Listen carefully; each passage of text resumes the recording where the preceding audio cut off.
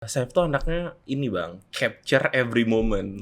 What Jadi does that even mean? jadi misalnya nih udah jualan, udah foto aja, foto produknya, foto Oke. ininya, foto tempatnya. Oke. Dan saat itu hari pertama kita tuh hujan, mau dekat maghrib. Tapi mau dekat maghrib, tapi stok makanannya masih banyak dan hujan. Jadi setelah maghrib makanannya udah mau bungkus, selfie sama makanan yang nggak laku. Oh. Nah jadi udah banyak foto, tercetuslah ide untuk upload di TikTok di hari Nice. kedua jualan. Berarti di hari pertama tuh belum promosi sama Belum sekali. promosi Bang, sama ya? sekali. Oke. Paling cuma di Instagram pribadi, guys kita udah ada di sini ya.